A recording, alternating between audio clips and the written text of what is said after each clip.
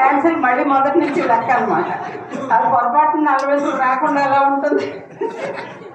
ఆ రకంగా బావగారి మీద మా అందరి మీద జోకులేయడం అలాంటివి సిల్క్ షేడ్స్ కూడా ఉన్నాయి బావగారిలో. ఆయన ఇట్లాగే మమ్మల్ని అందరినీ ప్రస్తుతానికి మా నాన్నగారు మా అన్నయ్యలు అందరూ అయిపోయినాక హెడ్ ఆఫ్ ది ఫ్యామిలీ ఇప్పుడు మా బావగారు మమ్మల్ని అందరినీ చూసుకుంటూ నిన్ను నూరేళ్ళు చక్కగా ఉండాలి. మాట్లాడే ఉంది. ఇంకెవరైనా మాట్లాడతారా? ఇంకా ప్రతి ఒక్కరు మాట్లాడితే చాలాసేపు అవుతుందేమో. అయితే నేను మాట్లాడాక ఆంటీ మీరు ప్రిపేర్ అయ్యి ఉండండి, మీరు మాట్లాడండి. ఒక్క 2 మాటలు ఆంటీ గురించి మాట్లాడండి. నేనేం మాట్లాడలేదు, నేను ఎట్లా ఉంటాను అందరికీ తెలుసు. అందుకని మాట్లాడకపోతే నేను ఇచ్చిన బహుమతి వెనక్కి తీసుకుంటా. బుక్ ఇచ్చా కదా, అంకితం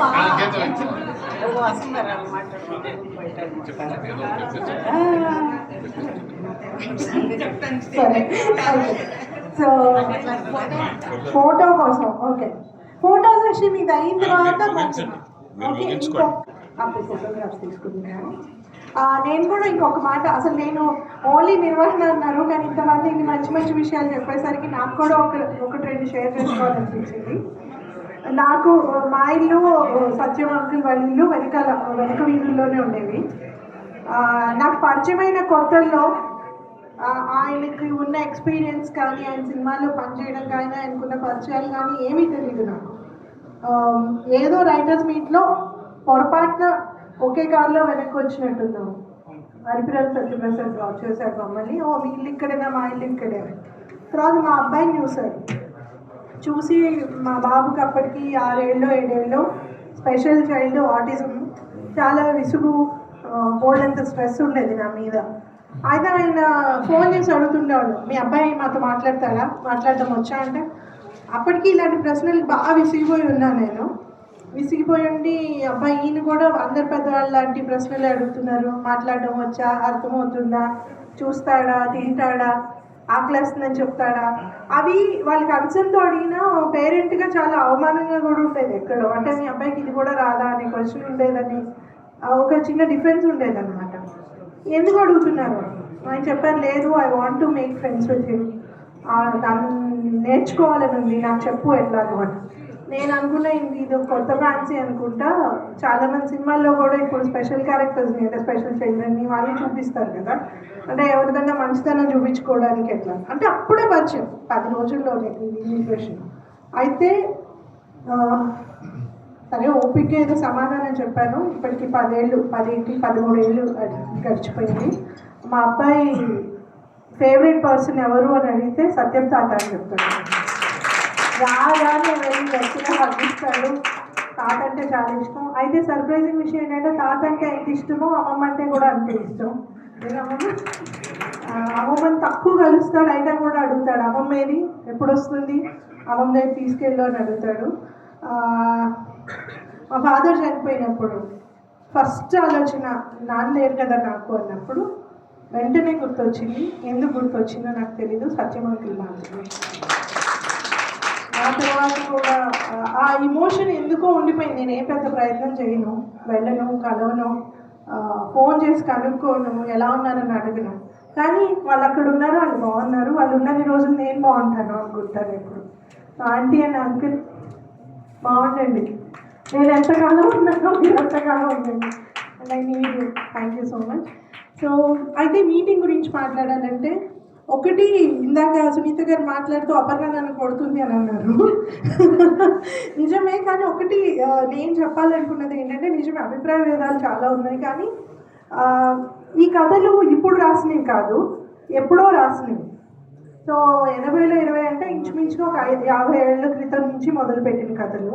అప్పటి కాల ప్రమాణాలని తీసుకుని, అప్పటి ఆలోచనలు కూడా కౌంట్ చేసుకుని ఇప్పుడు ఈ స్టాండర్డ్స్తో మెజర్ చేయడం ఎంతవరకు రైట్ అనేది తెలియదు. చాలాసార్లు చాలా గొప్ప గొప్ప రైటర్స్ ఇప్పుడు అంటే మనకి కోకో కథలతో, లేకపోతే రంగనాయకమ్మ కథలతో, ఇంకా చెప్పండి చలం కథలతో కూడా ఎక్కడొక చోట విభేదం వస్తూ ఉంటుంది మనకి.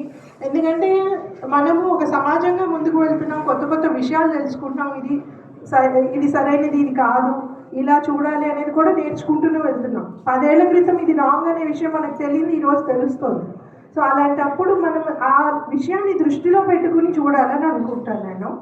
అదొకటి. ఇంకోటి, మోర్ దెన్ ఎవరు ఏం రాశారనే దానికన్నా ఆయన రాసే ప్రాసెస్ని నేను చాలా దగ్గరగా చూశాను. ఎలా ఎక్సైట్ అవుతారు ఒక కాన్సెప్ట్ గురించి, ఎన్ని రోజులు ఆ కథని మోసుకుని తిరుగుతారు, ఎంత ఎంజాయ్ చేస్తారు ఆ కథ కాన్సెప్ట్ని, ఆ కథ రాసాక చూపించడము, రెస్పాన్స్ కోసం చిన్నపిల్లల వెయిట్ చేయటము, అంటే ప్రతి గంట, నేను మరీ సెకండ్ అని చెప్పలేను కానీ జీవితాన్ని పూర్తిగా ఆస్వాదించే మనుషుల్లో, నేను చాలా దగ్గరగా చూసే మనుషుల్లో అంకుల్ కూడా వస్తారు. Thank you so much. ఇప్పుడు కూడా ఏంటి ఇక్కడే కూర్చుంటారా, ఇక్కడ కింద తిరిగారా అంటే I'm very happy, I'm fine here అని చెప్పారు. సారీ. సో అంకుల్ ఫైనలీ మీరే మాట్లాడాల్సింది. సంబంధం మీ అందరిది, కానీ అంకుల్తో పరిచయం నాకు సార్ అన్న కానీ అంకుల్ అనే స్థితిలోకి వచ్చినానంటే కొద్ది పరిచయమే. మా మధ్యలో ఏర్పడిన పరిచయం ఓన్లీ పుస్తకాల ద్వారా ఏర్పడిన పరిచయం.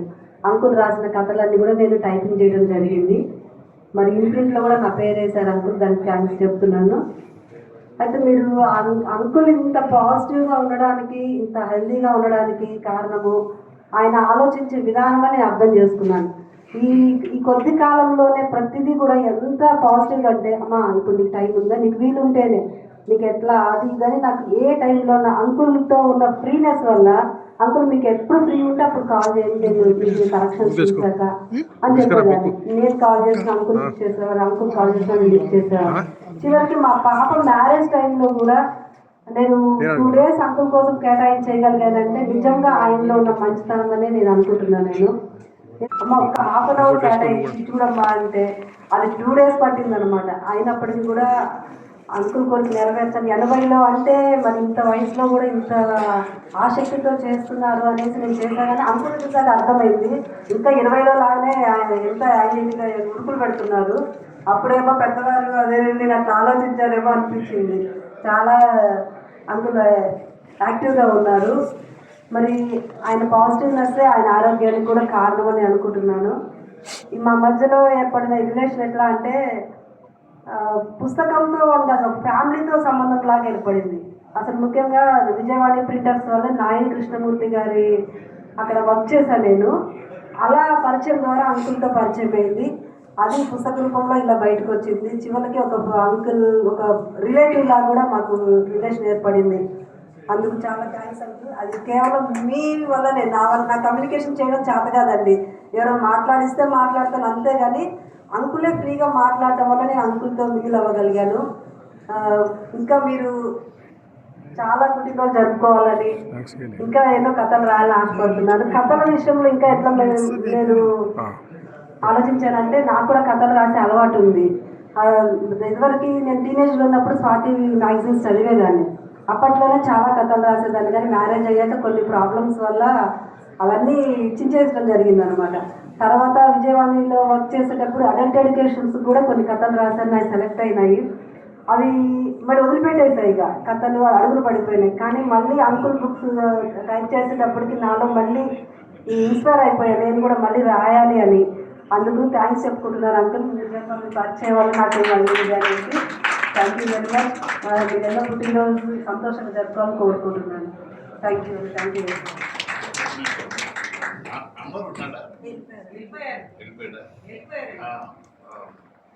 అనిల్ నువ్వురా, ప్రశాంతి,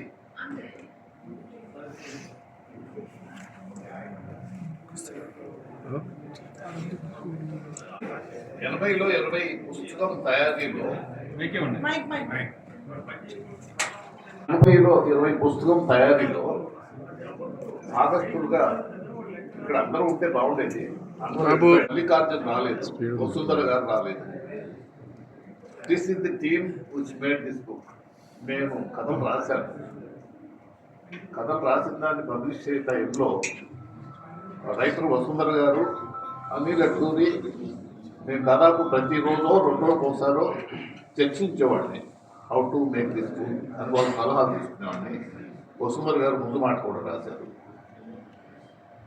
సైదా బుక్ మొత్తాన్ని అక్షర రూపం ఇచ్చింది. అక్షరాలు ప్రతి అక్షరం తను టైప్ చేసింది. ఈఎంఐ మా నేబర్ ప్రశాంతి శిక్ష బహుమతో తెలియదు కానీ దీపం దిద్దటం కోసం 3 సార్లు చదివాను. ప్రతి వెర్షన్ ఒక్కొక్కసారి. తర్వాత సుధామయ్యది తెనాలిలో ఉంటారు, పేజ్ లేఅవుట్ తను చేసింది. ఈ థీమ్ ఈ బుక్ తేవడానికి కారణం I wanted to advance. Prashanti తన కథలో కూడా ఉంది.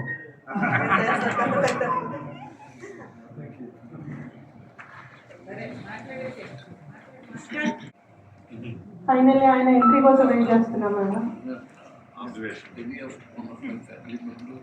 Any of one of his family members translation అంటే ఆయన ఫ్యామిలీలో ఎవరైనా మాట్లాడతారా? మీరు మాట్లాడతారా? సుశీల్ మాట్లాడతారా? సుశీల్ ఎక్కడ? బాబీ నేను ఏదో మంచినీళ్ళు తెచ్చిపెట్టాను తర్వాత వచ్చాను. Okay,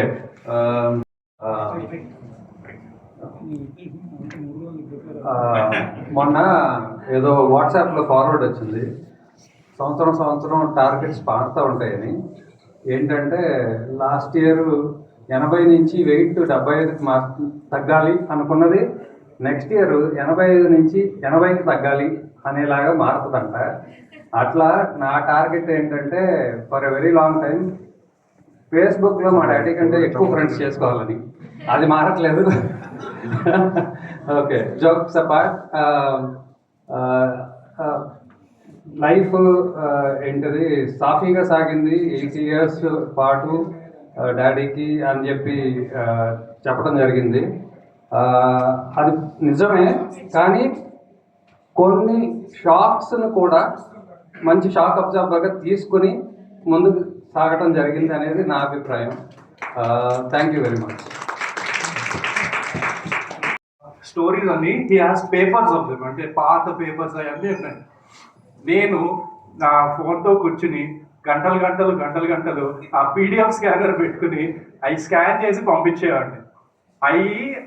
he used to forward to his friends and then అక్కడ నుండి వచ్చినాయి అనమాట. సో ఐఎమ్ మేకింగ్ షూర్ తాతగారు నా క్రెడిట్ నాకు ఇచ్చేది.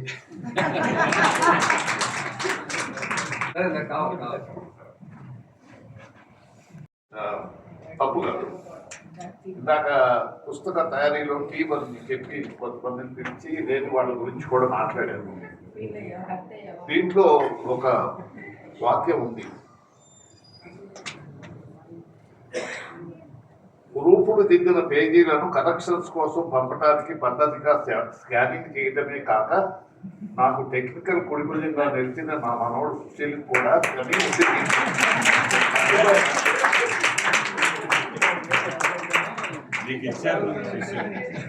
థ్యాంక్ యూ దాస్ గారు, ఇచ్చేసారు క్రెడిట్ నాకు. మాట ఎమోషనల్గా తయారు, ఎమోషన్లో మాట్లాడటం కొంచెం ఇబ్బంది అనిపిస్తుంది.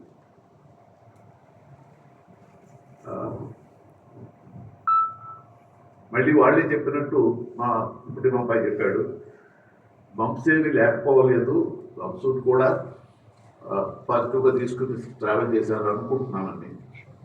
సో ఈ ఎమోషన్ కూడా దాటి ముందుకెళ్ళి మాట్లాడటానికి ట్రై చేస్తాను. ఈ మొత్తం 80లో 20 చుట్టూ తిరిగింది యాక్చువల్గా ఈ మాట్లాడే వాళ్ళు. ఇప్పుడు నేను 80లో మాట్లాడాలా 20లో మాట్లాడాలా నాకు అర్థం కావట్లేదు. 20లో మాట్లాడటానికి పెద్దగా ఉన్నదేమో. ముందు 80లోనే మాట్లాడతాము, 20లో కూడా వస్తాను. నేను మాటల్లో అపర్ణతో కూడా చెప్పాను, చాలా సందర్భాల్లో ఇట్లా మనం కలిసిన సందర్భాల్లో ఇక్కడ ఉన్న చాలామంది చాలా తరచు చాలాసార్లు కలుసుకుంటాం. ఒకళ్ళకొకళ్ళు ఒక 10%, 15%, 20% అంతవరకు లిమిట్ అయ్యి ఉంటాం. కానీ నేను ఆ లిమిట్ కాకుండా ఇప్పుడు నాకు పరిచయమైన అందరికీ కొంచెం ఎక్కువ తెలిస్తే బాగుంటుంది కదా నాకు ఆలోచన ఉంది. సో సందర్భాన్ని ఉపయోగించుకుంటాను. బ్రీఫ్గా నేను ఇక్కడ నిలబడి సాహిత్యపరంగా మాట్లాడటానికి తొలి అడుగు పడింది ఈ రవీంద్ర భారతి ప్రాంగణంలోనే. దానికి ఏ రిలేషన్షిప్ కాదు సందర్భం.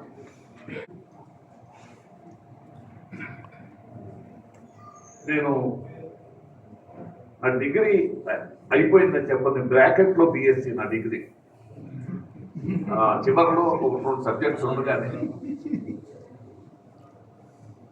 సడన్గా నాకు అనిపించింది మా నాన్న మీదకి నేను ఆధారపడకూడదు అని. ఏదో ఉద్యోగం చేసి తర్వాత పూర్తి చేసుకుందామని హైదరాబాద్లో మా బావ తెలిసిన కంపెనీలో స్టోర్స్ క్లర్క్గా పనిచేసేవాడిని. విద్యానగర్ నుంచి మౌలాలి 9-9.5 కిలోమీటర్లు సైకిల్ మీద వెళ్ళేవాడిని. చాలా హ్యాపీగా వెళ్ళేవాడిని, నాకేమి ఇబ్బంది అనిపించింది కాదు. అప్పుడు స్వాతి బాబా సర్వే ఆఫ్ ఇండియాలో పనిచేస్తున్నాడు. అతను కజిన్ వేమూరు నాగేశ్వరరావు, ఇద్దరు కలిసి ఉండేవాడు. నారాయణగూడలో నేను విద్యానగర్ తరచూ కలిసేవాడు. ఒక సందర్భంలో రవీంద్ర భారతికి నాటకాలు జరుగుతుంటే ఒక నాటకం చూడడానికి వచ్చాం. అది ఒక హాస్య నాటకం. చూసి నవ్వుకున్నాము. వెళుతూ ఉండగా నేను క్యాజువల్గా అన్నా, ఏమో కామెడీ కదా సరదాగా రాసేయచ్చు. బలరాం దాన్ని డిఫర్ అయ్యి లేదు కామెడీ కానీ ఈజీగా రాసేయచ్చు, మన కళ్ళ ముందు సంఘటనలు జరుగుతాం అంటే కామెడీలో మనం క్రియేట్ చేయాలి, కామెడీ చెప్పించాలి. నేను ఛాలెంజ్ చేసి 1 వీక్ లోపల నేను కామెడీ నాటికి రాస్తాను అని.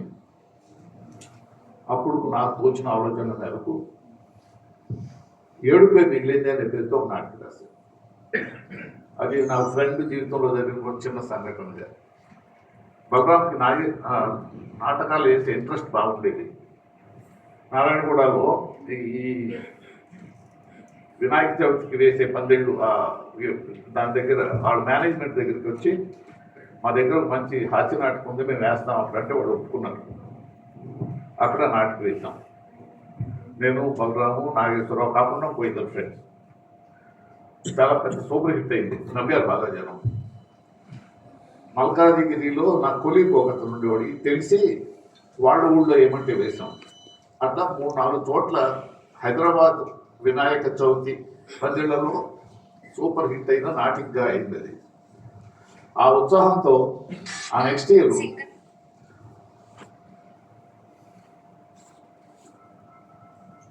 త్యాగమూర్తులు అనే పేరుతో ఒక నాటకం, 2 గంటల నాటకం రాసి మా ఊళ్ళో ఘంటసాల పాలనలో వేశాం. అది కూడా బాగానే ఉందన్నారు. తర్వాత నేను పనుల కారణంగా వేరే కారణాలుగా ఇక్కడి నుంచి వెళ్ళిపోయి పీడబ్ల్యూడీలో ఒక టెంపరీ ఉద్యోగం చేసుకుంటున్నాను. ఈ నాటకం రాయకపోతే ఈ నాటకం రాయకపోతే ఒక పత్రిక పెడదామనే ఆలోచన వచ్చిన బలరాంకి నేను గుర్తొచ్చేవాడిని కాదు. వాడు సత్యం లిటరరీ ఇంట్రెస్ట్ ఉంది, రాసే ఇంట్రెస్ట్ ఉంది వాడికి అనేది గుర్తుపెట్టుకుని, అరే నేను పత్రిక పెడదాం అనుకుంటున్నాను, నీకు కథలు రాసే ఇంట్రెస్ట్ ఉంది కదా, వచ్చి నువ్వు పత్రిక సంపాదకత్వం చూద్దు కానీ, నువ్వు ఎడిటోరియల్ చూద్దు కానీ, నా ఉద్దేశం వేరు, పత్రిక పెట్టడం తెలుగు నాటకాలకు సరైన ప్రాధాన్యత ఉండలేదు, ఆ ప్రాధాన్యత కల్పించడం కోసం పత్రిక పెడదాం అనుకుంటున్నాను అనే కారణంతో నన్ను పిలిచాడు. అది నా జీవితాన్ని ఇటువైపు తిప్పింది, సాహిత్యం వైపుకి, పత్రిక వైపు. సో ఆ రవీంద్ర భారతిలో నాటిక దగ్గర నుంచి మొదలై నా స్నేహితుడైన బలరాం నన్ను పిలవడం ద్వారా ఇక్కడికి వచ్చాను. I should thank him at this moment. అది మనకి చెప్పిన దాని తర్వాత 3 సంవత్సరాల తర్వాత ఇందాక ఎవరు రాజారాంబాబు చెప్పాడు, ఇట్స్ ఎ సర్ప్రైజింగ్ థింగ్. నువ్వు పత్రిక ఎడిట్ చేద్దు కానీ రా అని పిలిచిన బలరాం, నేను పార్ట్నర్గా కూడా ఉన్నా పత్రికలో ఎక్కడా నా పేరు లేదు. దానికి రీజన్స్ నేను ఎక్స్ప్లెయిన్ చేయను కానీ లేదు. అప్పుడప్పుడు ఏదైనా ఆర్టికల్ రాస్తే కింద దాని పేరు వేమూరు సత్యనారాయణ రైటర్గా ఉంది కానీ దాంట్లో గౌరవ సంపాదకుడు శీలావీరరాజు గారు. అప్పటికి ఆ పరిస్థితుల కారణంగా అందరూ ఉద్యోగాల్లో ఉన్నారు కనుక ఎడిటర్ పబ్లిషర్ ప్రింటర్గా మనో గోపాలకృష్ణ మా కజిన్ ఉన్నాడు, అతని పేరు ఉండేది. కింద ఒక ఎడిటోరియల్ బోర్డు ఉండేది, వేమూరి బలరాం, వేమూరి నాగేశ్వరరావు, తుమ్మల గోపాలరావు, ఇంకోటి ఏదో పేరు. రీజన్ ఏదైనా 3 ఏళ్ళు నేను పేరు లేకుండానే పత్రిక ఎడిట్ చేశాను. నన్ను స్వాతి సత్యం అనేవాళ్ళు. తర్వాత జ్యోతి మంత్రికి వెళ్ళాను, అది మెడ్రాస్. ఆ జ్యోతి మంత్రికి వెళ్తాం మరొక మద్రాసుకు వెళ్ళడం వల్ల అది 9 ఏళ్ళు ఎడిట్ చేశాను. ఈ సందర్భంలో నేను నడిచిన జీవిత మార్గాన్ని ఏ ఒక్కళ్ళు అనుసరించాలని కోరుకోను, కానీ నేను ఎప్పుడు ఒక గోల్ పెట్టుకోవాలి.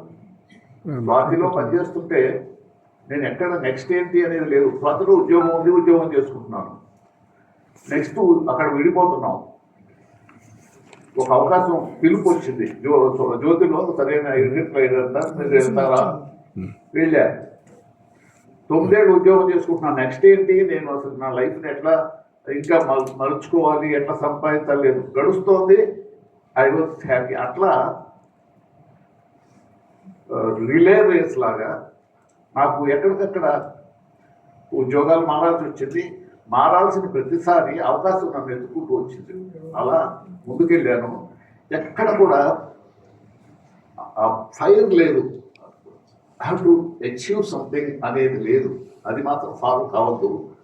కాకపోయినా బహుశా నాకున్న అర్హతల వల్లేమో అవకాశాలు మాత్రం ఇప్పుడు వస్తూనే ఉన్నాయి. బ్రీఫ్గా మద్రాసు నుంచి జ్యోతి హైదరాబాద్కి షిఫ్ట్ అవుతుంది.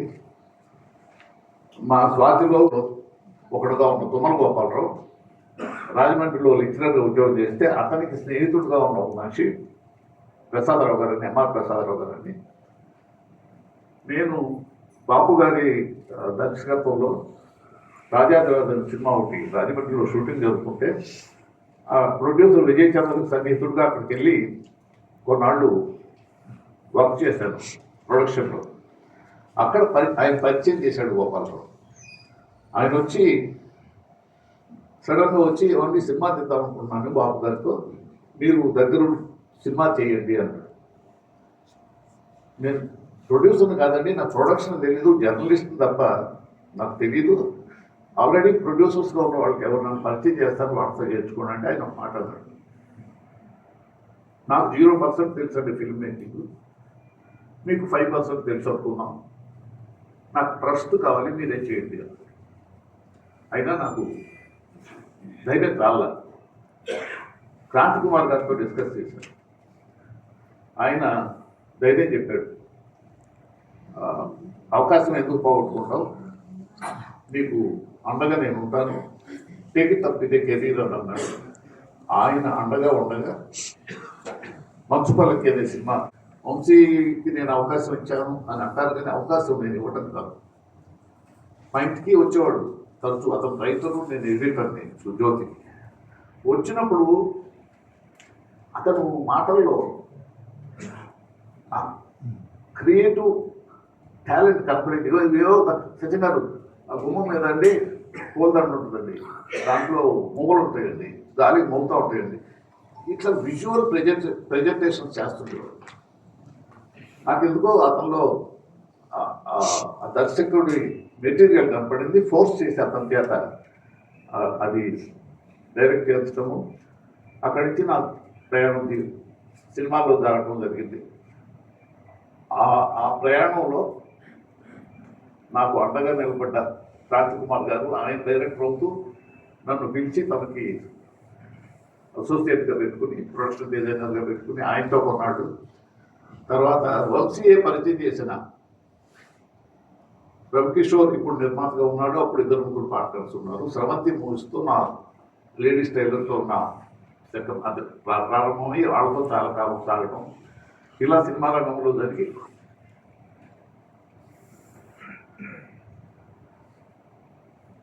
ఒకే ఒక్క సినిమాల్లో చాలా సినిమాలకు పనిచేసిన ఒకే ఒక్క సినిమాకి కథ అందించిన వ్యక్తిగా చాలా గుర్తింపు పొందాను. మహర్షి అనే సినిమా వంశీ డైరెక్షన్లో వచ్చింది.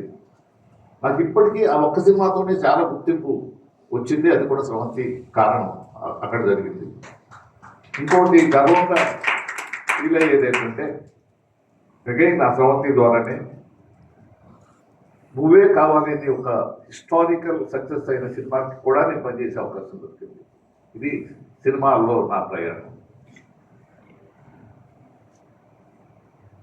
నాకెప్పుడు గైడ్స్గా నా జీవితంలో పాఠాలు నేర్పే మనుషులు పుస్తకాలు కంటిన్యూస్గా నా గురువులుగా భావించడమే కాదు ఉపయోగపడ్డారు.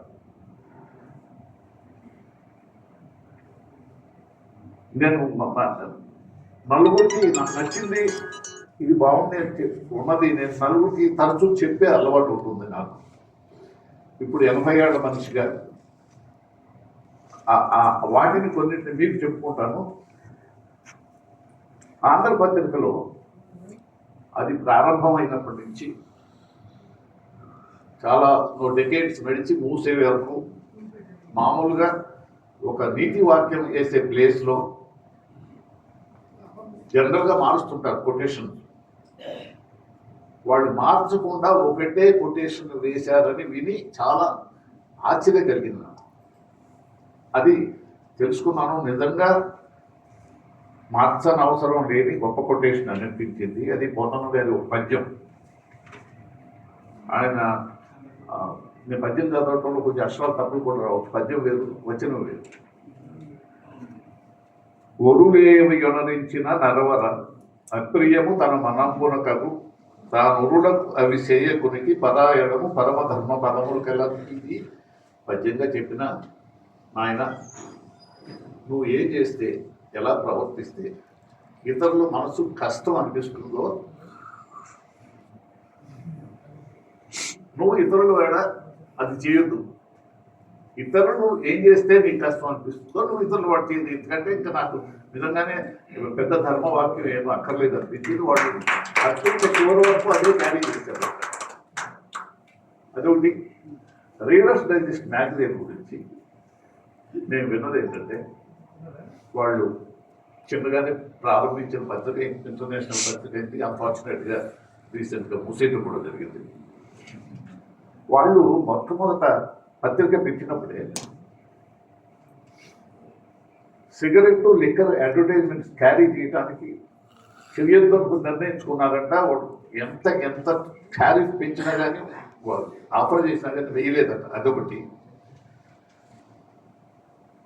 ఏ రచన మనిషిని నిరుత్సాహం వైపుకి దుఃఖం వైపుకి తీసుకెళ్లే రచన కూడా ప్రచురించలేదంట వాడు. దట్ పాలసీ నేను గమనించాను. ఒక ఎయిర్ క్రాఫ్ట్ ప్రమాదానికి సంబంధించిన ఆర్టికల్ వస్తే అది చివరిలో ఆ ప్రమాదాల నుంచి ఎలా బయటపడ్డారని ఆర్టికల్ వేస్తారు తప్ప చివరికి కూలిపోయింది 300 మంది చచ్చిపోయారు అనేది వెయ్యరంట. అది అది ఒక పాలసీగా పెట్టుకున్నారు. ఇవన్నీ నాకు గైడ్లైన్స్గా ఉపయోగపడుతున్నాయి. చార్లీ చాప్లిన్ ఒక మాట అన్నాడు, అది కూడా నన్ను ఇబ్బంది చాలా ఆకట్టుకుంది. Nothing is permanent in this weekend world. అన్న మనిషి నాట్ ఈవెన్ అవర్ ట్రబుల్స్ అన్నది. అందుకంటే మనం ఎవరు మనకి రిలీఫ్ ఇవ్వాలి. This is the best quotation అంటే వైద్యం. తర్వాత మనుషులు. నాయన కృష్ణమూర్తి అనే ఫ్రెండ్ ఉన్నారు, ఇప్పుడు లేరు. ఆయన దగ్గర ఒకసారి ఏదో సందర్భంలో ఆయన 50,000 రూపాయలు నాకు అప్పు ఇచ్చారు. అడగలేదు. 2-3 నెలలు వడ్డీ ఇచ్చాను, తర్వాత ఇవ్వలేకపోయాను. మా అబ్బాయి యూఎస్కి వెళ్ళి వచ్చినప్పుడు డాడీ మన కమిట్మెంట్స్ ఏంటి అని అడిగితే చెప్పిన వాటిలో ఏదో ఒకటి చెప్పాను. 50,000 ఇచ్చేయండి అంకుల్కి అని అన్నాడు. నేను ఉత్తరం రాశాను, ఇట్లా అబ్బాయి ఇచ్చాడు, ఎప్పుడు వస్తున్నావు నువ్వు హైదరాబాద్ తీసుకెళ్ళకంటే. పద్ధతి లేదా, నేను రావటం ఏంటి, మీరే వచ్చి ఇవ్వండి అన్నాడు. నేను నా వైఫ్ వెళ్ళాను. అలాగే నేను పూల్లో తెచ్చిస్తానన్నాను. ఒక కవర్లో పెట్టుకుని వెళ్ళాము. వాళ్ళ ఇంట్లో టెర్రస్ మీద ఒక గెస్ట్ రూమ్ ఉంటే అక్కడ ఉన్నాం. అప్పటికి అతనికి ఆ గెస్ట్ రూమ్ అతను ఆఫీస్ రూమ్గా కూడా వాడుకుంటున్నాడు. టేబుల్ మీద అతను రాసుకునే పుస్తకాలు, చదివే పుస్తకాలు, రాసుకున్న కాగితాలు ఉన్నాయి. కవర్ ఇస్తే ఆ టేబుల్ మీద పెట్టాడు. రెండో రోజు అదే రూమ్లో బాత్రూమ్ కూడా ఉంది. నా ఆవిడ స్నానం చేసి ఆ పోగులో తీసుకుంటూ చూస్తే ఆ కవర్ అక్కడే ఉంది, ఆ కాగితాల మధ్యలో. కంగారు పడింది. అయ్యో, కృష్ణమూర్తి గారు మర్చిపోయారండి. మేము భోజనం చేసి పై టెర్రస్ మీద సిగరెట్లు కాల్చుకుంటూ మాట్లాడుతుంటే కృష్ణమూర్తి స్త్రీలు కంగారు పడింది, కవర్ అక్కడే ఉందంట. అదే కదండి, కవర్ అక్కడే ఉందా, ఆ కాగితాల మధ్య ఈ కాగితాలు అండి అన్నాడు. నాకు అతను డబ్బు మారేడు, కానీ ద యాటిట్యూడ్ టువర్డ్స్ ఒక మనిషి తాలూకు అంత తేలిగ్గా తీసుకోవడం. అట్లాగే అతను బ్రదర్ పెద్దన్నయ్య, నేను తరచూ వెళ్ళేవాడిని అక్కడికి. ఎప్పుడూ నేను ఆయనలో ఎమోషన్ చూడాల, ఒకళ్ళు కోపడటం చూడాల, మేనేజ్మెంట్ చేస్తూ తన దగ్గర పనిచేసే వాళ్ళని తిట్టడం చూడాల. నేను ఉండబట్టలేక అడిగే ఒకసారి, ఎలా సాధ్యం, ఎలా ఉండగలుగుతున్నారు వాళ్ళు. ఆయన ఒక మాట అన్నాడు, మా నాన్న నాకు తెలిసి తెలియని వయసులో ఎప్పుడో ఒక మాట చెప్పానండి, నాకు అది నాటుకుపోయింది. అబ్బాయి, నువ్వు సంతోషంగా ఉండాలంటే భయం వదిలేయరా, భయాన్ని పెట్టుకోవచ్చు, భయం అనే పదం వదిలేయమని అన్నాడు. అది నన్ను నడిపిస్తోంది అన్నాడు. ఇవన్నీ వ్యక్తులు నేర్పిన పాఠాలు.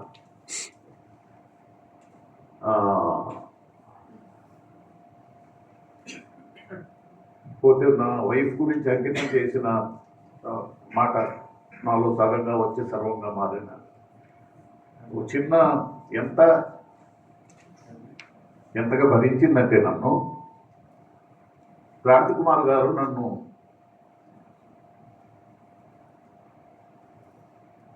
రా నాతో పాటు ఉంటూ ఈ స్వాతి సినిమా అప్పుడు బిఏఎన్ అసోసియేట్ని, in fact you will be a partner, చివరిలో చూసి నీకు ఏదో ముట్టి చెప్తాను అన్నాడు. సంతోషం వేసింది. ఆఫర్ నేను నా డబ్బులు పెట్టుబడి పెట్టక్కర్లేదు, వర్క్ చేయను. కానీ సార్ మరి నాకు వేరే ఆదాయం లేదండి, ప్రొడక్షన్ జరిగేటప్పుడు నెలకింత నేను కుటుంబం గడవడానికి జీతంగా కావాలి అని. అయ్యో అదేంటే అది లేకుండా ఏంటి, తప్పకుండా తీసుకో అని అన్నాడు ఆయన. వాడు ఎంత వస్తుందని అన్నాడు.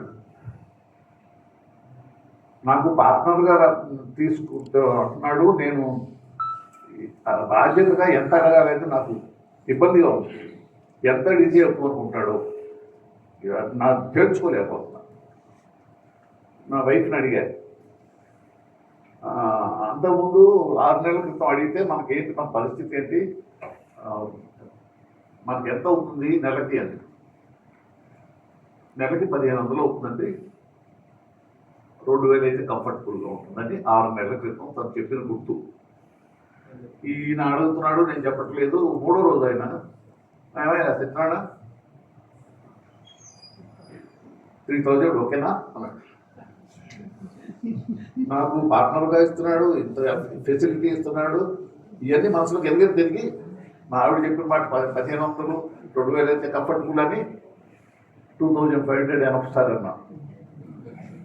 ఇంటికెళ్ళి ఆవిడకి చెప్పారు, ఏమండి మీరు అడగల, ఆయన అంతటా ఆయన ఎస్సండి ఏం పోయిందండి, 500 మాకు ఒక నెలకింత నుండి పిల్లలకి ఉండేవి కదా సేఫ్టీ కోసం.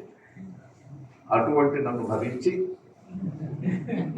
తోడుగా ఉండి ఆ పుస్తకంలో రాసిన దానికి మరొకసారి చెప్పుకుంటున్నాను. అండ్ టుడే నిజంగా హ్యాపీయెస్ట్ డే ఫర్ మీ. ఈ రచనలు వీటితో పాటు ఒక కోరస్గా మీ అందరి శుభాకాంక్షలతో బర్త్డే జరుపుకోవటం, ఫ్రెండ్స్ అందరూ వచ్చి మాట్లాడటం చాలా సంతోషం. Day to remember. Thank you very much. ఎవరికాడు బొమ్మలే కానీ నేను ఈ సభ అనుకున్నప్పుడే ఒకటి అనుకున్నాను, ఎంతవరకు సాధ్యమో నాకు తెలియదు. వీలైనంత మంది నాతో ఫోటో దిగి వెళితే నాకు ఒక మెమరీగా నేను పెట్టుకుంటాను. ఇక్కడ నేను నిలబడతాను, ఫోటో తీసేవాళ్ళు తీస్తారు. అంకుల్ మీటింగ్ అయ్యింది. మాటలు గుర్తుంచుకోవాల్సిన మాటలు లో మళ్ళీ మళ్ళీ తిరిగే మాటలు మాట్లాడాను. Thank you uncle. Thank you అండి. సో ఇప్పుడు ఈ మీటింగ్ ఓకే చూసి ఈరోజు ఒక పోస్ట్ చేశారు. If you don't do stupid things while you are young, you will have nothing to laugh about when you are old అని ఒక కొటేషన్ పెట్టారు. అయితే ఆయన వెంటనే పెట్టి స్టూపిడిటీకి వయసు ఏమిటో అన్నాడు. నేనేమన్నానంటే అక్కర్లా వయస్సు తక్కువ అప్పుడే స్టూపిడ్ థింగ్స్ అక్కర్లా, ఇప్పుడు స్టూపిడ్ థింగ్స్ కూడా చేసి నవ్వుకోవచ్చు. That is what I'm doing.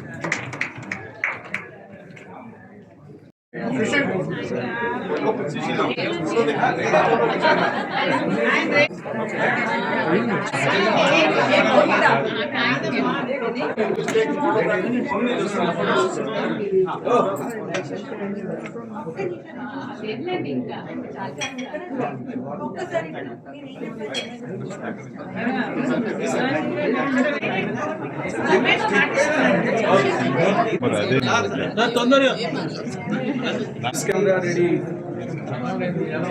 3, 2, 1.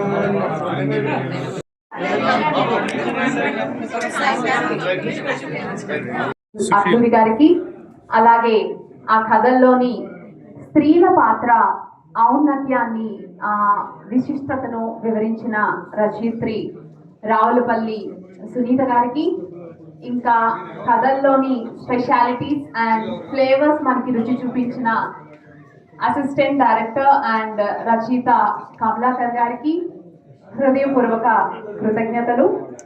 అలాగే అంకుల్తో తమ అనుబంధాన్ని, అంకుల్ జీవిత విశేషాన్ని మనతో పంచుకున్న రచయిత రాజా రామ్మోహన్ రావు గారికి, దర్శక నిర్మాత తమ్మారెడ్డి భరద్వాజ్ గారికి, దర్శకులు శివనాగేశ్వరరావు గారికి, వీరశంకర్ గారికి, ఇంకా నిర్మాత వల్లూరిపల్లి రమేష్ గారికి, మరో రచయిత మానస్ గారికి, కరుణాకర్ గారికి, ఇంకా సైదా గారికి, మరో రచయిత నివాస్ గారికి, అంకుల్ మరదలు చిన్న గారికి, అందరికీ హృదయపూర్వక కృతజ్ఞతలు.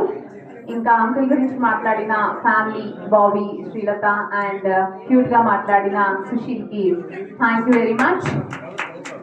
అండ్ కెమెరా సహకారం అందించిన మస్తీస్ ఛానల్ వాళ్ళకి హృదయపూర్వక కృతజ్ఞతలు.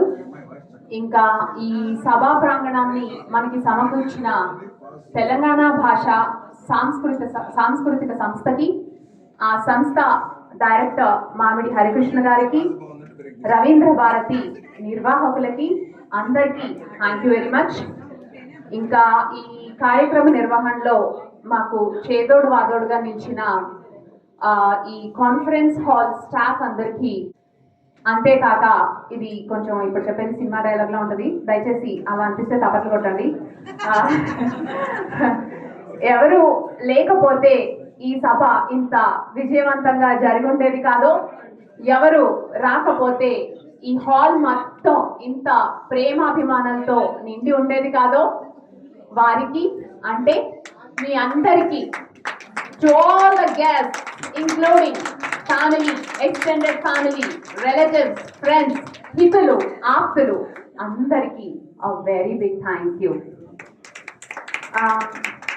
సారీ కంగారులో ఇంకొక ముఖ్యమైన వ్యక్తికి థ్యాంక్ యూ చెప్పడం మర్చిపోయాను. She's none other than Aparna Thota. Thank you Aparna, ఈ ఈవెంట్ ని ఇంత వైబ్రేటింగ్ గా, మీ అంత అందంగా నిర్వహించినందుకు. అండ్ ఇంకెవరినన్నా మర్చిపోయింటే దయచేసి క్షమించండి. అందరికీ పేరు పేరున ధన్యవాదాలు. అండ్ ఇంకా ఫైనలీ వేమూరి సత్యం అంకుల్ కి thank you very much uncle, huge thank you. And 80లో 20 పుస్తక పరిచయ కార్యక్రమం అంకుల్ జీవితంలో ఒక మరపురాని మధురమైన జ్ఞాపకంగా మిగిలిపోతుంది. మనందరి ప్రేమాభిమానాలు ఆశీర్వచనాలతో అంకుల్ మరిన్ని కథలు బోల్డ్ అని రాయాలని ఆకాంక్షిస్తూ thank you one and all. Have a good evening.